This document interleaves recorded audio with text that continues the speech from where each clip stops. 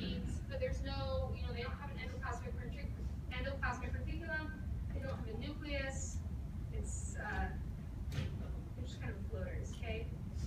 So another thing to remember about bacteria is they have a cell wall, okay? And they also have flagella, which are these little tail-like guys that propel them. And we'll fix that in a minute. Okay, so viruses. What do we know about viruses? They're so cool. Also evil. Are they living? Good. They're not a cell. They're not living. They're just made out of nucleic acid and protein.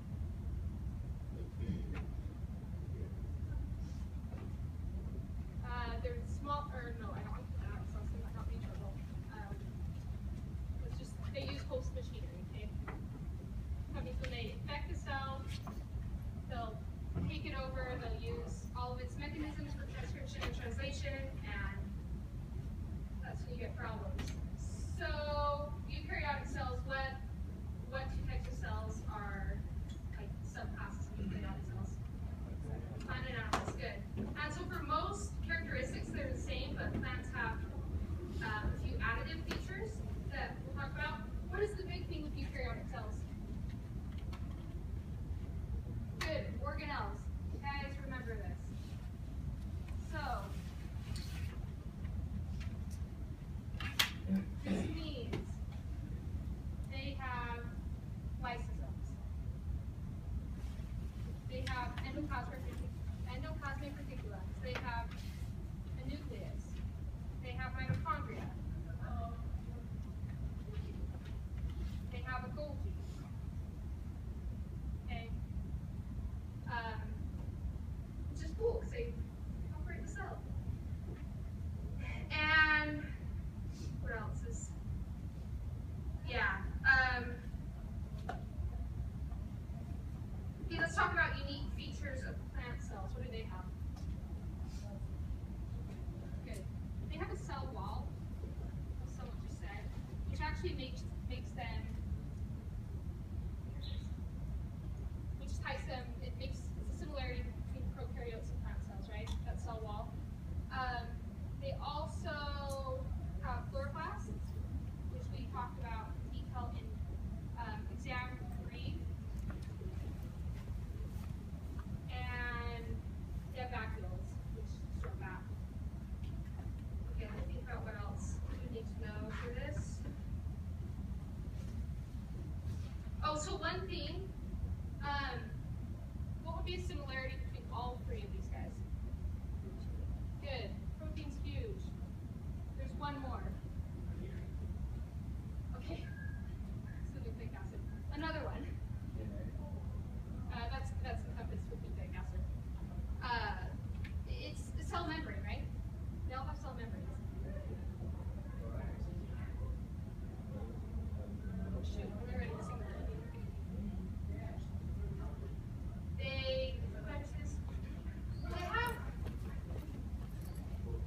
They have a nucleocapsid, which I guess I consider a membrane in a way.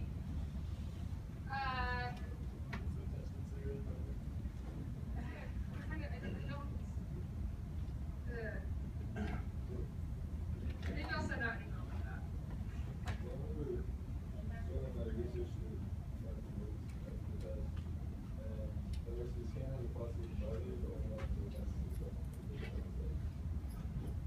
Right. So with viruses, viruses that are typically infectious, they come from another cell. I mean, we don't generate viruses spontaneously, usually. So I don't like what maps so viruses are enveloped. A lot of them are. Not all of them, but a lot of them have an envelope, which is lipid bilayer. So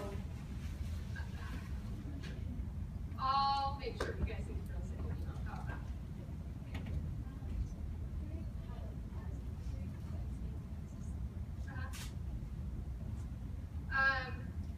And then some similarities between eukaryotic cells and prokaryotic cells. They both have ribosomes. And they both have cytoplasm. That's true, right?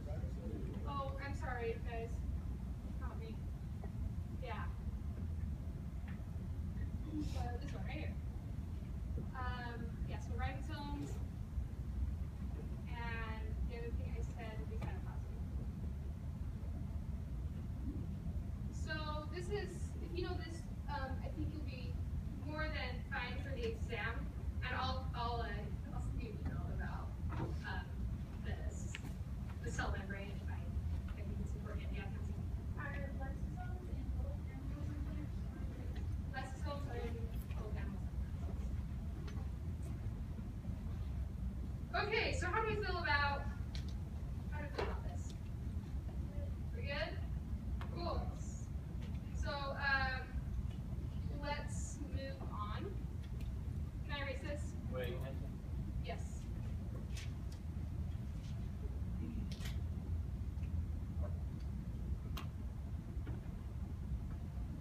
Wait, you just need to put your name picture, okay? You got it? So I'm good to erase? Got it. Question. Yes.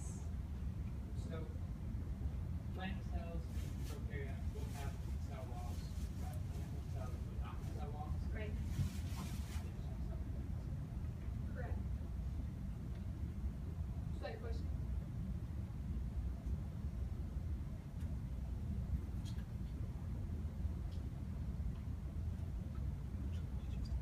Alrighty, so let's talk about hypertonic and hypotonic solutions. Now we talked about this with membranes, especially selectively permeable membranes. So someone give me just an example or like a brief definition of what a hypertonic solution is. Good. So actually, is it? Yeah, it would be a hypertonic solution. That's right. So the way I remember it, I think I said this before. I don't know if it makes sense to anyone, but this is the only way I can remember it.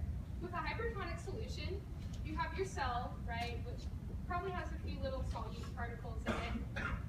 But then you have, it's in a solution with a ton of solute particles, alrighty?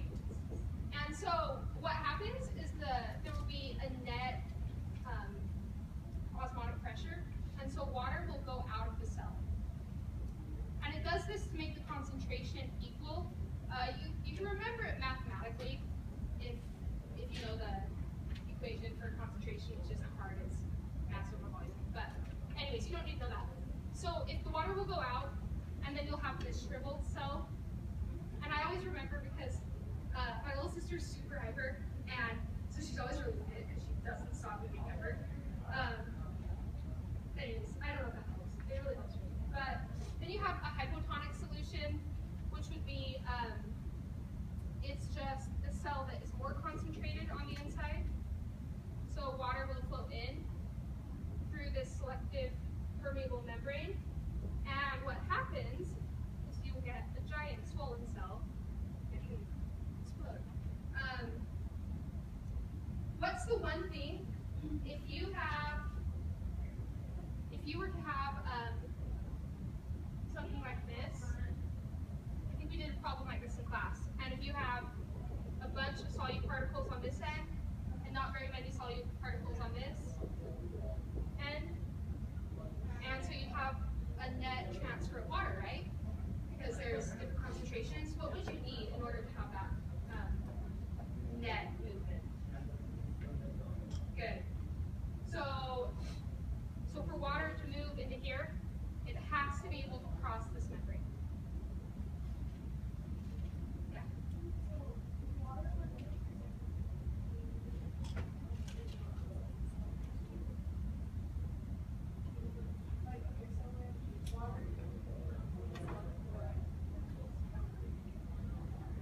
Oh, so yeah, they're not water. They're salt water. Yeah, salt water. Yeah, try to get that concentration back in here instead. Of course, yeah. Yeah. So consider these to be ions. They can't move freely through the membrane. Okay. Can I erase? We're good. It's okay. Yeah. Why is it lesser like particles going on more? Why does that happen? Yeah. Yeah, so a big thing in science is everything always wants to be restored to equilibrium. There wants to be balance, especially in the body. And so when you have concentration, it wants it to be equal. So my equation for concentration is would be grams over like volume, right? And if you have some really high number here, I'm not explaining this very well, and a low number here,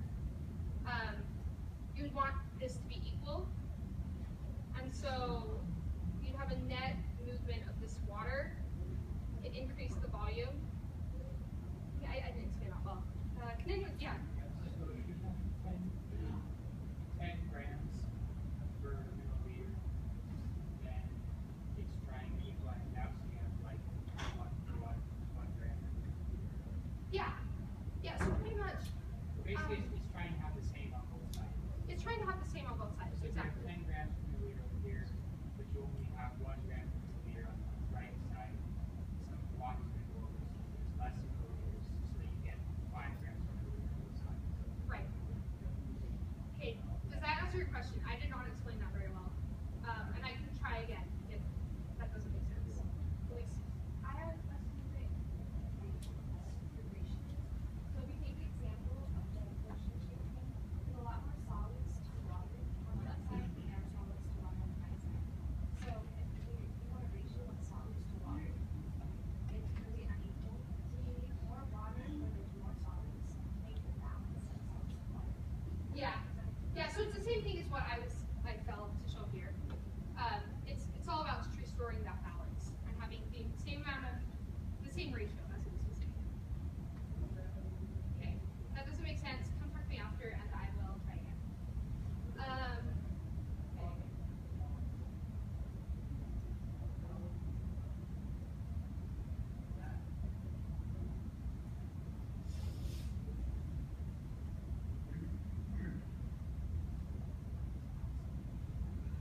Cool, so that's all for exam 1. You guys have any other questions from that content?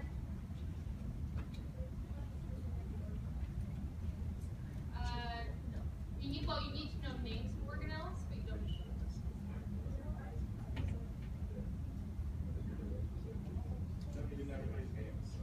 What?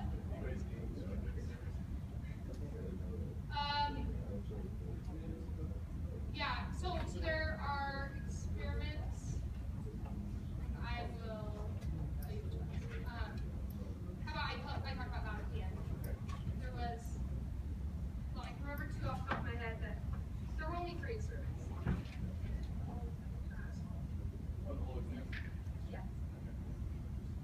What would the geek know about like lipid bilayer? Good to go through it, it's not. Okay, this is, so I can't really say like don't know something, but I prepare my content based on what you need to know. So hopefully that's fun enough. If there's any misunderstanding, I don't know what else to do for you guys. Okay. Sweet. So let's get in. This is my favorite thing ever. I love DNA. So let's talk about it. So, okay. Okay, so replication, big picture, what are we trying to do? Good, make more DNA. Everyone needs to know that. If you don't know that, I don't know where you can also. So let's talk about what's going on with our replication.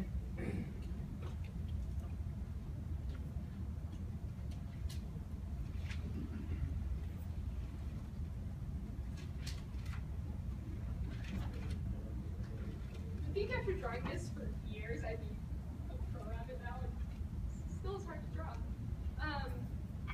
Okay, so when I have DNA going, or when I have replication going, what's the first thing that will come in and break my DNA? What would that be? Good, it's helicase. And it will just break those hydrogen bonds that are between nitrogenous bases holding the DNA together, okay? So then there are a few very important components to replication. And so let's talk about those. So you have helicase, it will come, break it open. You have your single-stranded binding proteins that will prevent it from reannealing, right? But you'll also have some molecule back here. What would that, or some enzyme back here, what would that be? Yeah, good. Topoisomerase or gyrase.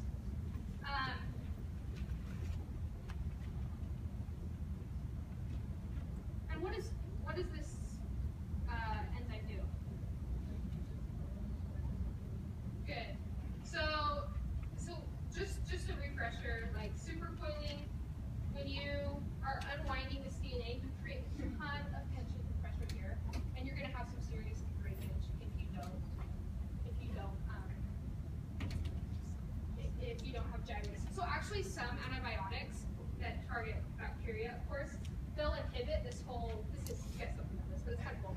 They'll inhibit this whole topoisomerase gyrates for this bacteria, and so during replication, the bacteria can reproduce because the DNA just keeps breaking. Anyways, so I think that's kind of cool, but you don't really know it. Just for the sake of knowledge, yeah.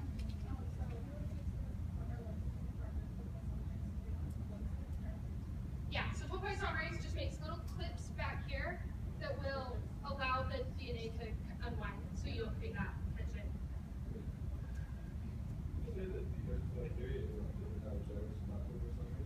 Yeah. That is really simple. So that Helicase would be, it unwinds it, so it's closer to this end. It keeps having to unwind it for those bonds. Yeah. Okay. Oh, I'm sorry. I should have clarified, guys. This is important. So, always pay attention, please. So, what would be? So we've broken it open. We have topoisomerase doing its thing back there. What would be the next step for replication to occur? Good. So you need your RNA primer. Your RNA primer will just provide the 3' hydroxyl for subsequent nucleotides to attach to. And so your RNA primer will be right here. And be right here.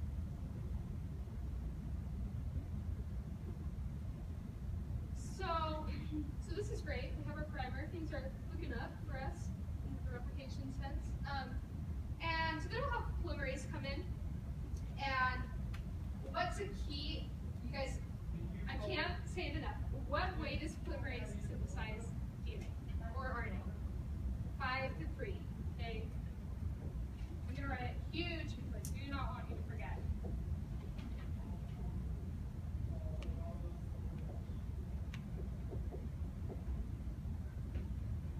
So if it's synthesizing something 5' or 3', how will it read the strand? Good. Do you guys want me to go over why it has to synthesize 5 to 3? Or it's not super important for the exam, but it's just, it helps me remember it. I know. Yeah, I'll go over it super quickly. So when we're talking about DNA, we have our nucleotide, right? Which would be, it looks something like this.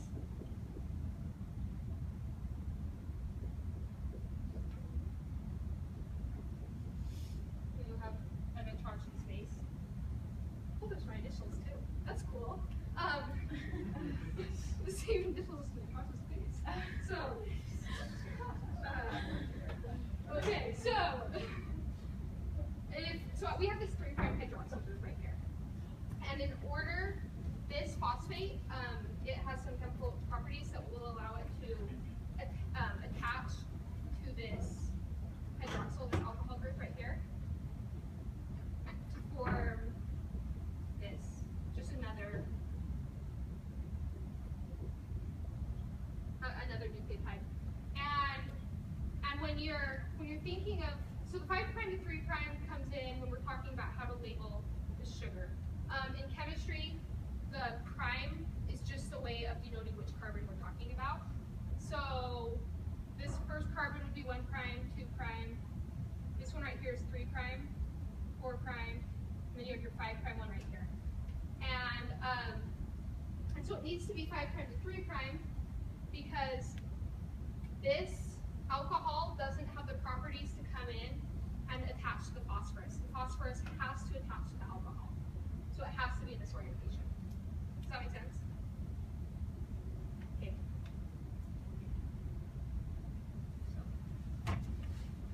So that's why it's 5' to 3', and then you can remember that when you're reading something, it needs to be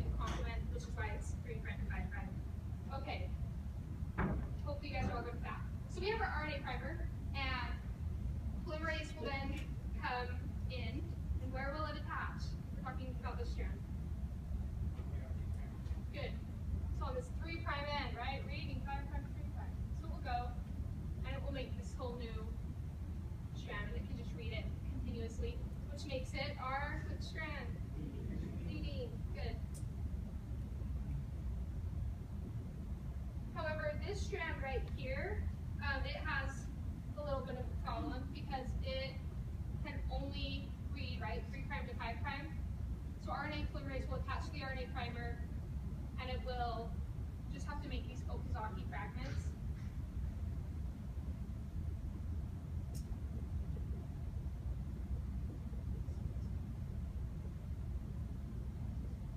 And so, anyway, so we'll make these Okazaki fragments, making it go back in the strand, right? And that's what's going on there.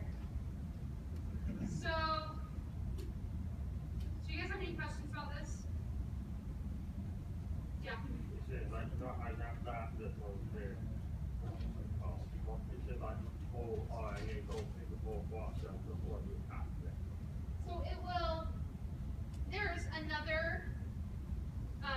There's the whole other half is going on over here, and I can draw that out. But just for the sake of illustrating what's going on, I only drew one half. Yeah, there is another half going on. Okay.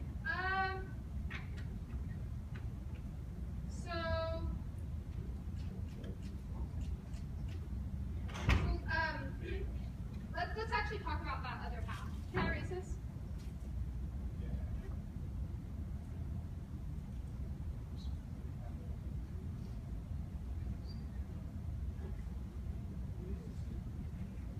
So if we have something like this going on,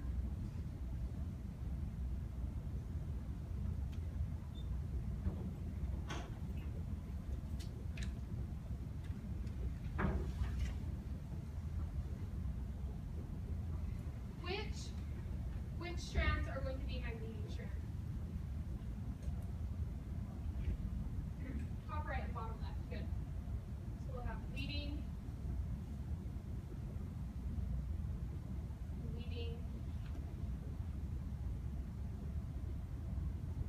lagging,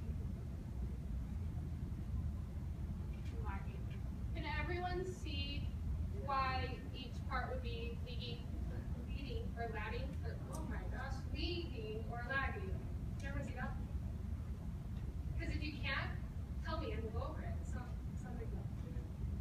Can we go over it? First, so remember, we are reading 3' to 5', which means if you're looking right here, you have the 3', right? The 5'. And because replication is moving to the left, you can have this polymerase attached and it can just read right along, making this new strand. So the replication level can just move. So it can synthesize continuously, moving to the left, and you're good. And same right here, right? You have your 3' and then your 5'. So the polymerase attaches, moves along, and it's all happy. However, right here, you would have your 3' over here and your 5' right here. But replication is moving to the right, which means your polymerase has to attach, and you have to do it just in segments. Does that make sense?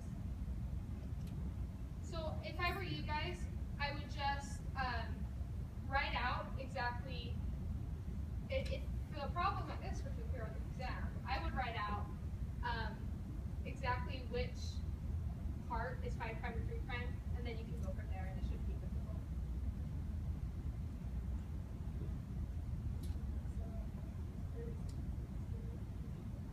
Like, you just look at it and see, like, the 5's going to 3, and 5 goes to 3, so 5 is going to 3. Oh, totally. Yeah, okay. Yeah, it's just, yes. Yes, remember though that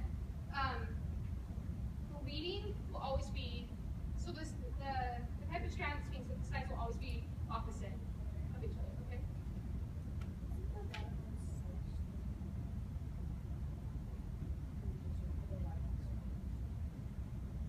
What did I do? Doesn't synthesize 5 radios.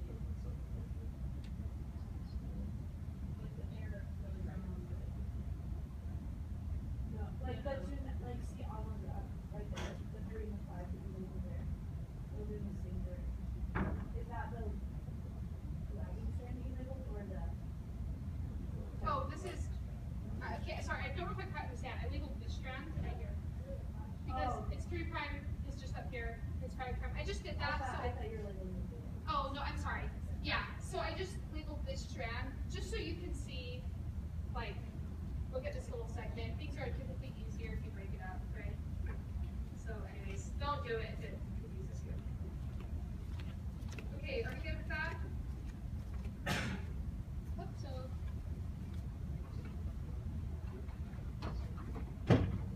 Okay, you'll just be my group speaker. Okay, so the next part,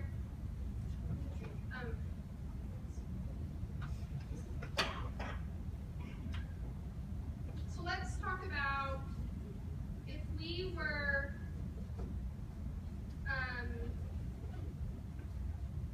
okay.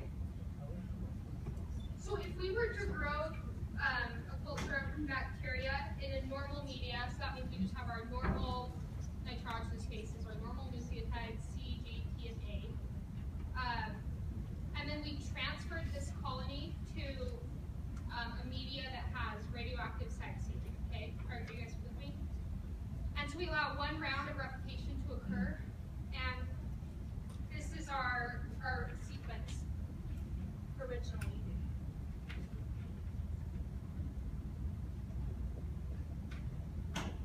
So this is what we have going on here, and it's just replication proceeding as normal. We transfer it to a media with radioactive cytosine, and we allow one round of replication to occur. What will our new strand look like?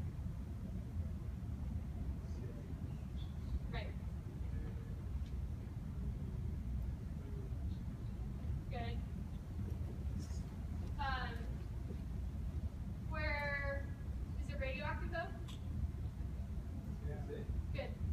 The cytosines are all radioactive, so we'll just take that down. So we'll have one normal strand, one radioactive strand. Sorry, this one's the third strand.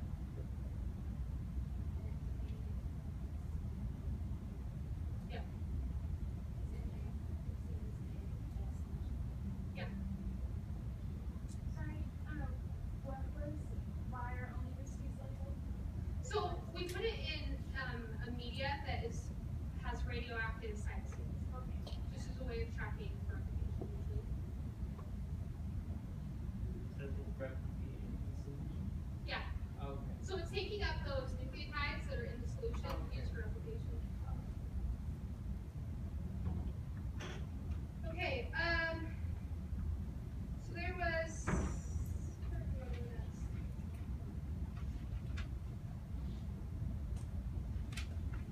There was one experiment in this unit that you guys need to know, and it was mesylsin and salt. So can someone tell me the premise of this experiment? I don't remember, I know it was a long time ago. Why? They were trying to figure out how DNA replicated, whether it's certain sources. Bingo, yes. So what did they do? Do you remember that much? Yeah, they labeled a bunch, so they took a bunch of DNA, they labeled it with carbon 14, and Okay, nitrogen, 15. Also, and then they went and put that in helium with carbon 15, and then they basically weighed it out and allowed it to replicate. So the first one, most of it was all carbon 14, and none of it taken up with carbon 15, or nitrogen 15. And then what's replicated once, it was a hybrid, and then what's replicated twice, it was hydrogen and pure nitrogen. yeah, no, great. So as he was saying, I'll try it up what they were trying to do. They were trying to say, is it conservative? Does replication occur conservatively? Or is it semi-conservative? Or is it dispersive?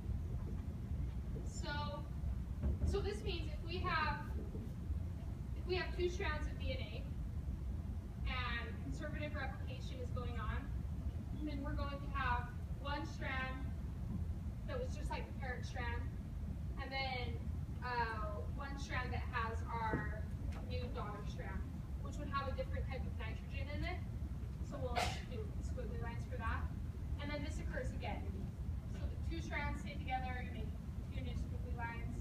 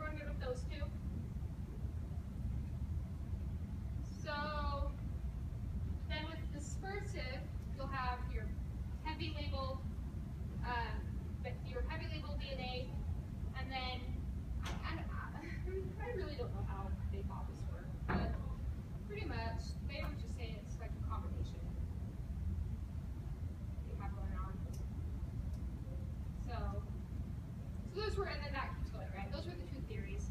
So as Wyatt was saying, they have heavy nitrogen, because DNA has nitrogen in it, right? So they used a heavier isotope, and then they let all of the DNA be replicated, and so all the DNA was this heavy isotope, and then they added it back into the normal media. So they have normally labeled nitrogen, and then they basically did an experiment, did a technique to look at the weight of what was going on. So we have these, they ran it on a gel, and with gels, it will separate based on mass. And so if we're having a conservative gel, we'll have our 15, because it's by how heavy it is, our 15 labeled nitrogen down here, our hybrid, and then a 14 nitrogen. Okay, has all this made sense so far? Okay, good. So if conservative replication is going on, what would we expect to see? Where would our bands be?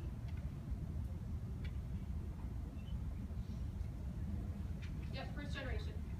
So what's going on right here? Like this one. Good, it's the bottom. We just have 15 nitrogen. What about our next band? Good. So one on 15 and one on 14. Our next one, same thing. And so we'll end up getting more and more, so this band will get darker. But that's always how it's going to be, okay? What about semi-conservative? How is this gel going to look?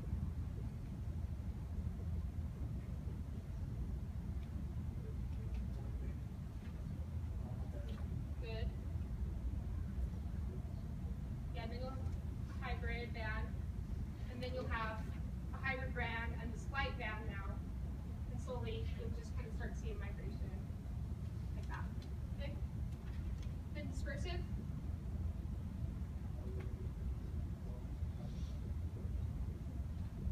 Good. So,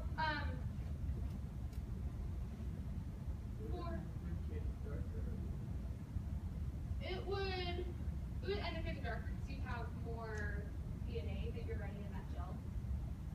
And so, the more DNA you have, the darker your band will be. It just indicates more sample. So one thing I think is worth mentioning is they had to do if they had just done 2 rounds of replication and running out on the band, your semi-conservative and dispersive gels would have looked identical, right? They had to do one more to see that we only have one band, where here we have 2 bands. Are we all crystal clear with how that works? Cool. Can I erase?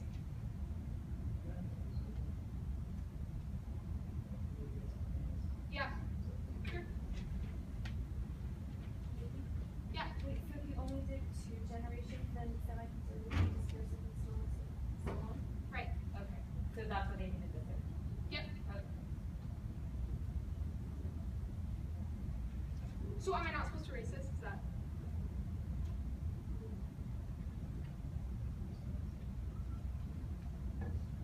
Okay. What else do we want to talk about? Oh, let's just talk about our good friend nucleotides. So we have 4 types of nitroxyl bases. What are they?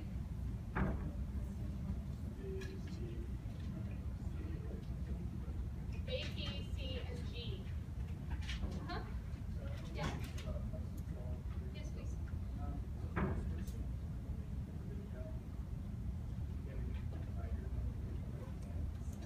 Yeah.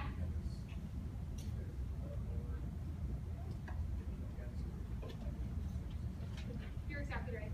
It's going to slowly migrate. So we have these A, T's, C's, and G's.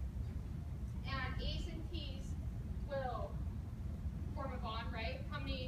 What type of bond do they form? Hydrogen. 2 hydrogen bonds, right? Where cytosine and guanine will form 3 hydrogens.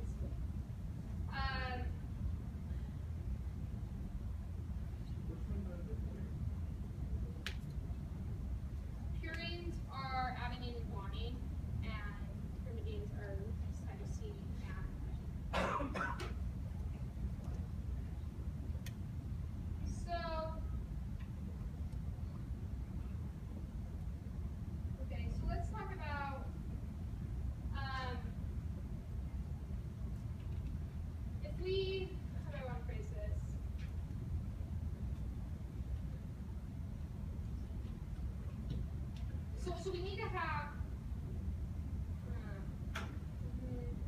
similar adenine and thymine ratios, right? Because they're binding with each other. We can't have like four thymines and only 2 adenines because you have to they have to pair, so you have to have the same number. So that means your A and your G content will be equal to your C and your T content. Does that make sense? Okay. Yes. So let's talk about a few examples. So if I have something that is 32, I have a double-stranded piece of DNA, and 32% of it is adenine. What would be the guanine content? 18%. Good. Do you want me to go over how we get that? Okay, I'm gonna go over it anyways. Hopefully you want it. So we know that adenine, the percentage of adenine has to be equal to the percentage of thymine, right? Because they're forming a bond. So you have 32% adenine, 32% thymine, which makes it 64%. And so then you have to end up with 100%. So you do 100 minus 64, and you get 36. And then, so this 36% of your DNA would be guanine or cytosine. And so to figure out the amount of guanine, you would just divide that by 2. You get 18%. Is everyone good with how to do that? Okay, great. So the other thing, I got to hurry. So when we were going over, can I erase this now?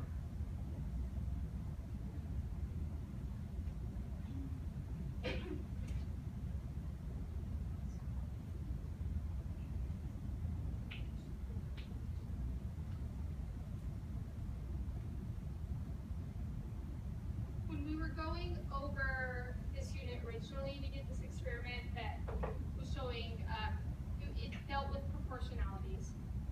And so they were saying if you have, Uracil's, what's going on here? Oh, they put in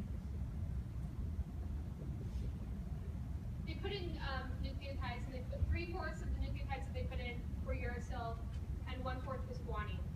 And they were trying to see what makes amino acids, and so they. Oh, I'm doing a really poor job explaining this. I didn't go over this enough. Sorry, let me look at my notes real fast from the original time I did it. Thanks. So.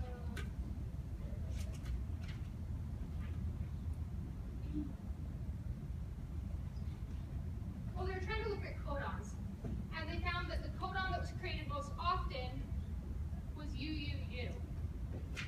And so they were like, okay, well, what's the probability of UUU being created? This is phenylalanine. So they said, well, we have 3/4 probability of picking uracil. So the probability of 3 uracils being in a row would be 3/4 times 3/4 times 3/4, which is 27/64.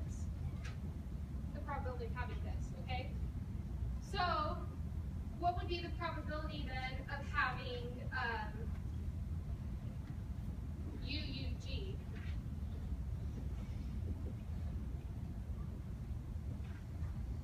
So it would be 3/4. Good.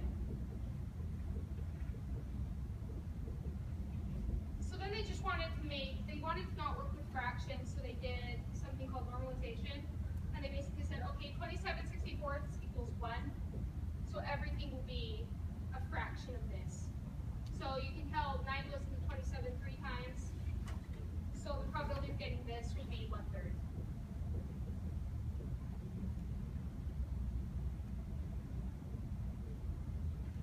So it would be 9/64 divided by 27/64, and we did that. Yeah. Whose experiment was this? I can't remember. Nuremberg and Leader. Thank you.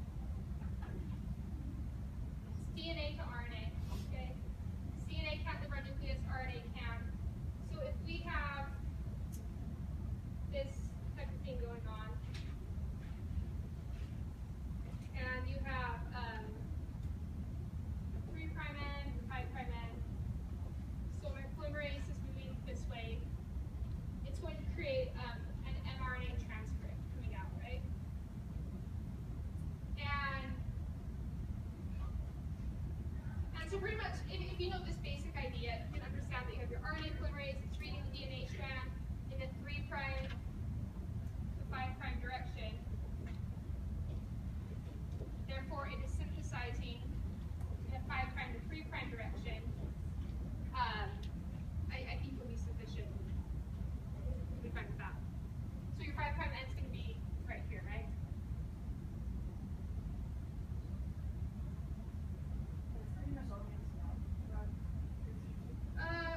Well, let's talk about splicing too.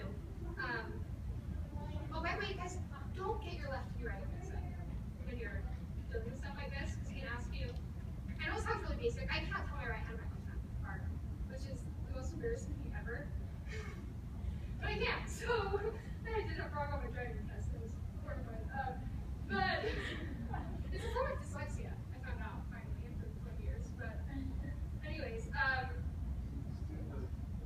yeah, so when I'm in a hurry, because I would always get questions wrong on practice tests about it, since time's right, and I can never tell which is left and right.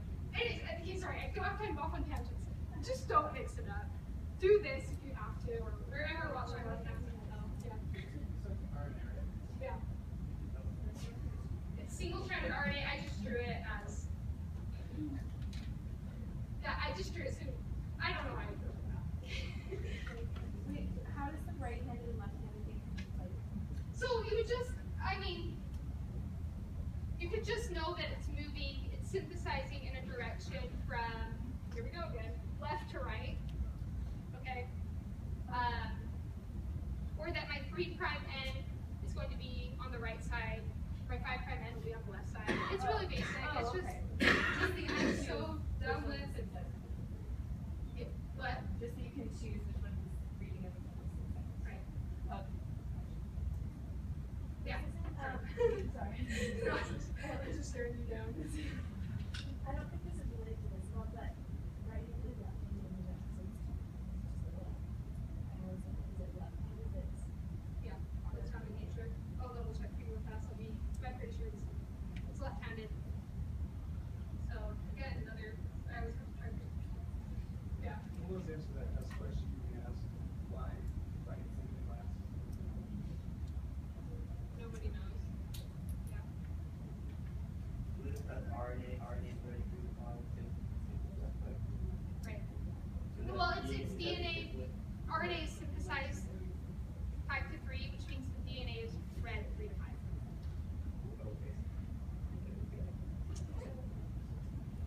You still look confused. You got it?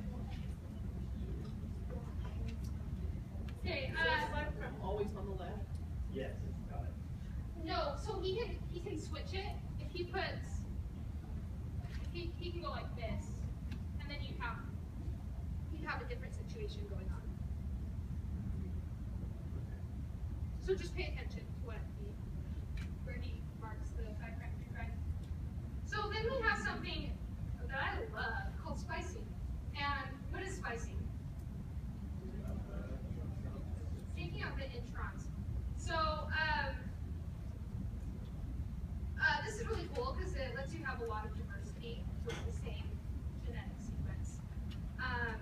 So yeah, as we said, we take out the introns, we leave in the exons, and so we'll have, typically your exons will be conserved sequences, especially between very similar species, like us and monkeys. We have a lot of the same exomic sequences, where our introns are not nearly as conserved within species, so they will differ.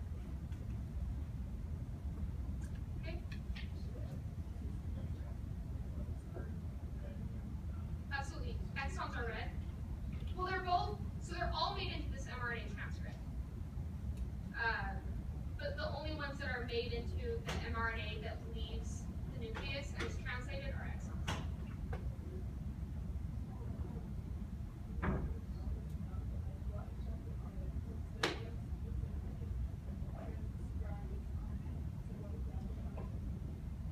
They're nucleotides.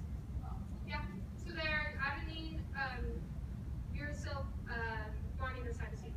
So they're just, yeah. Introns are nucleotides that are not needed, so they're cut out. That's part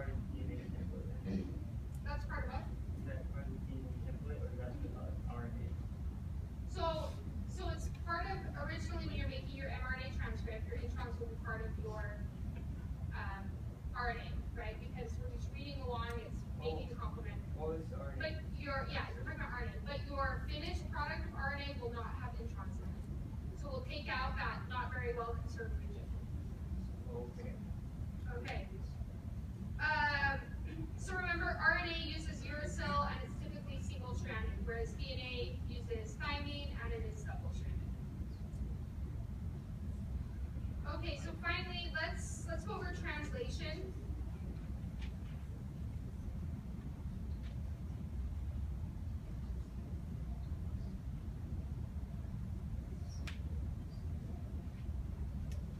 Really quick, can you just tell us where these things occur? So transcription occurs in the nucleus, Yeah. and then it goes out of the nucleus, and then translation occurs in the cytoplasm. Perfect. So translation, basically you have mRNA and it's going to proteins. So you'll need to know that when you have a strand of mRNA, so this 5' to 3', it will be read in triplets. So that means it will read 3 codons at a time. So you could have UAG, UAA, GCG. It's read 3 at a time and it will make 1 amino acid. This will make another amino acid. Yeah, This will make a third amino acid. You link these guys together and you have a protein. So how did they find out that that mRNA is read in triplet codons? What was the experiment they did?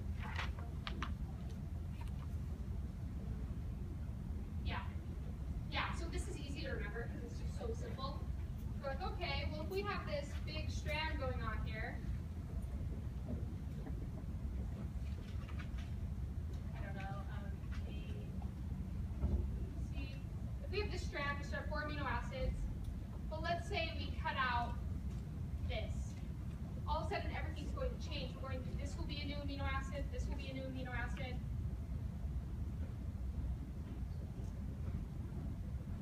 And so suddenly you have a completely different protein, right? Because we shifted everything. It's called a frame shift mutation.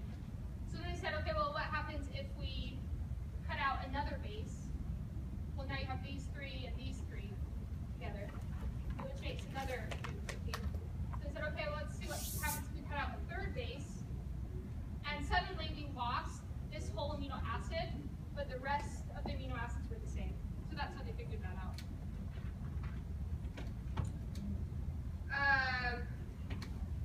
Okay, so let's really quickly go over what is the basic structure of our protein.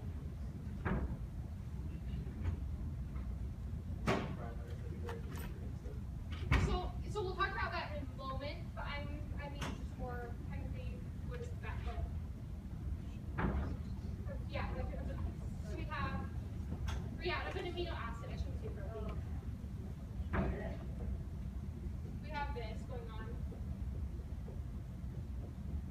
So what is it that makes an amino acid unique? R group, good. So glycine is an example I like to use.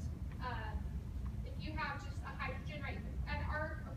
Glycine would be, the R group is just 1 hydrogen. So would this be hydrophobic or hydrophilic? Hydrophobic, right. Glycine is hydrophobic. Just that one little H. So, you guys, this kind of sucks for you, but I would know if amino acids are hydrophilic or hydrophobic. So it's going to take some time to memorize. You don't have to worry about all the other classes, but know if it's hydrophilic or hydrophobic. And you'll be good. If you recommend 1 letter code or like a 2 letter? We'll have a 3-letter name on it. You should have 3-letter name on there. Yeah. So I would for sure know the 3-letter name. For sure, no.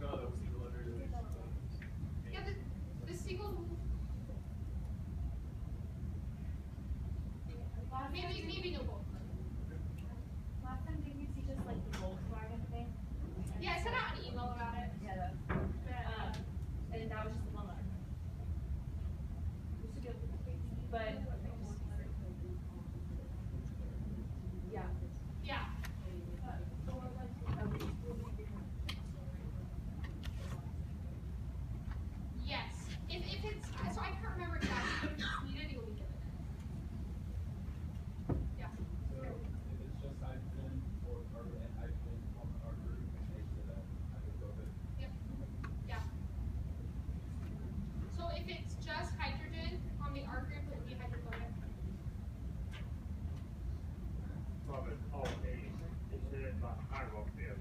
If it was an OH, it would be, yes, more hydrophilic. For sure.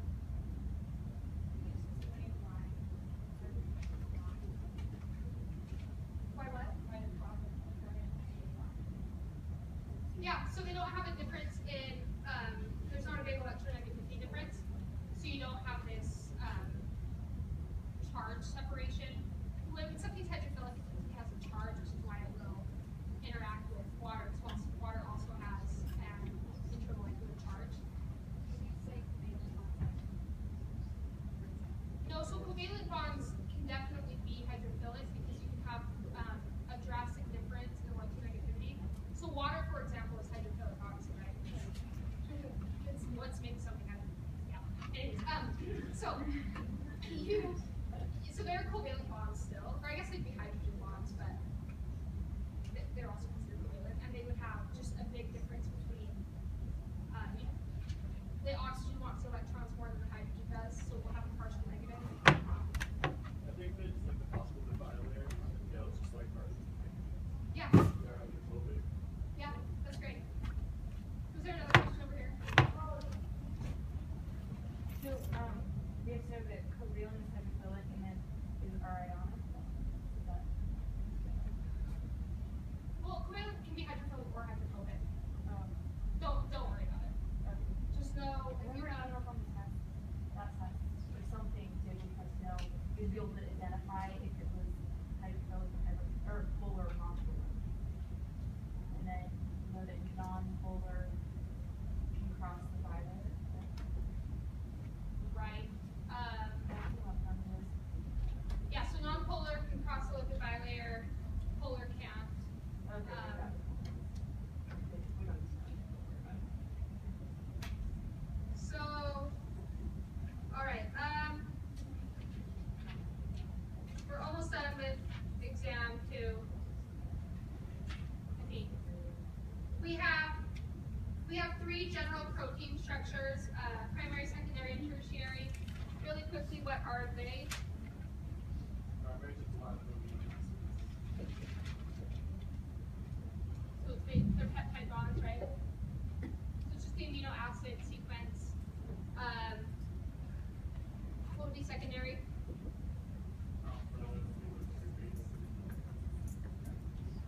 Good. Alpha or beta. It's due to hydrogen bonding in the backbone.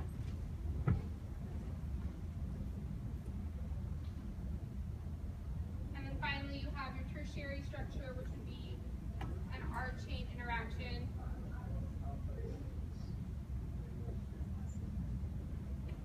Yeah. And then you could have like a beta pleated sheet interacting with an alpha helix, or just alpha and beta interaction. So this can be, there are multiple types of bonding that can occur here. One of them is hydrogen bonding as well. So if you went over this, we talked about this in class. If we disrupt our hydrogen bonds, what will be most effective? Which structures? Secondary. Secondary and tertiary. Okay. Primary, it's those are peptide bonds holding the amino acids together, so you won't have as much of an issue there. Know that there's not typically a net charge with amino acids. And translation, as we talked about, occurs in the cytoplasm and on the endoplasmic reticulum. And then also all 3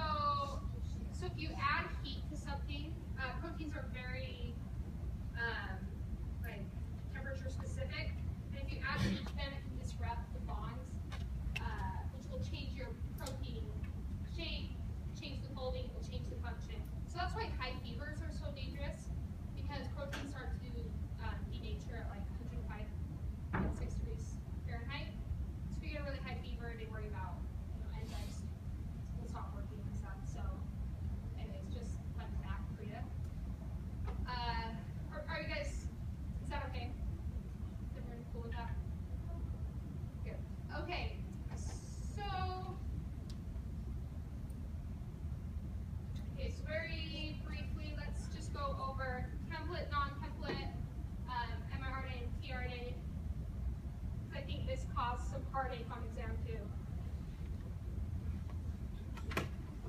So if I have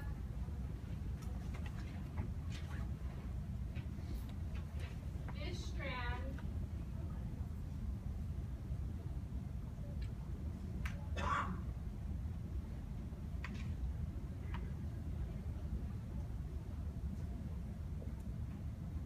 I have this strand, and it is not my strand being red. So what does that make it? Makes it my coding strand, makes it my not it's sense and non-template. Okay, non-template is huge.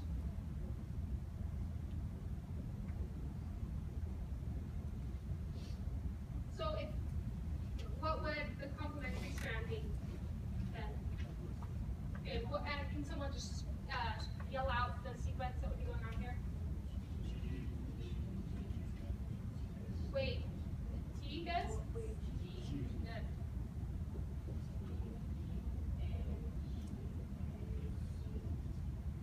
So what would this strand be called? Template. And then we're going to go through transcription to make mRNA. What's our sequence for mRNA? C what? Good. C.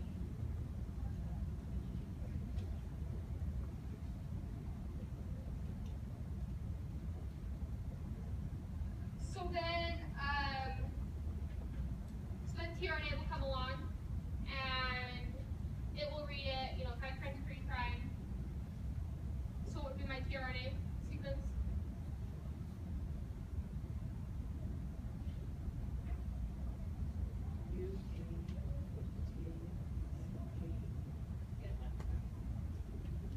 So he gave an example in class, and he said, what would be the first amino acid?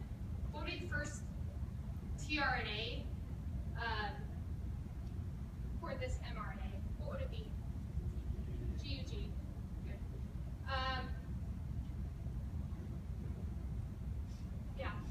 So if you guys would be fine with knowing that. Another type of problem you could see. We're gonna run short on time. Sorry.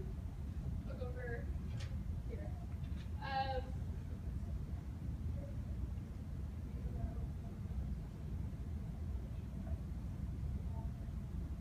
So if we have,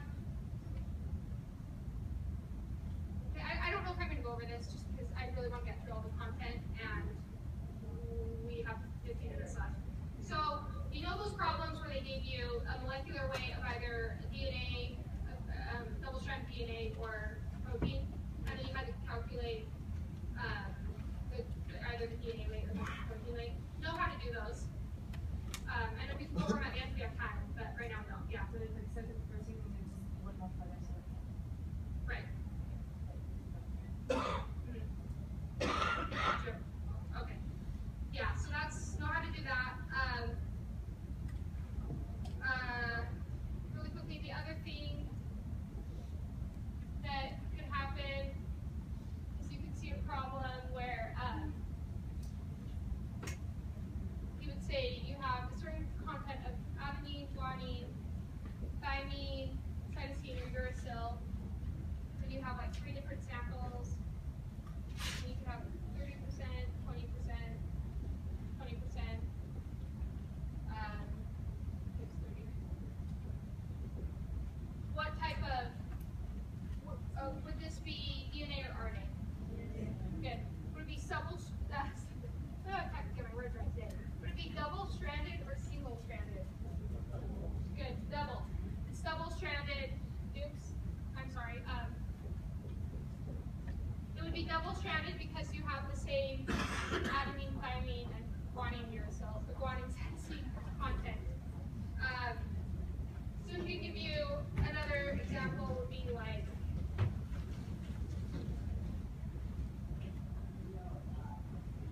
what could you conclude about this?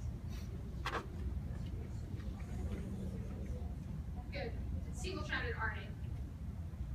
Okay. I can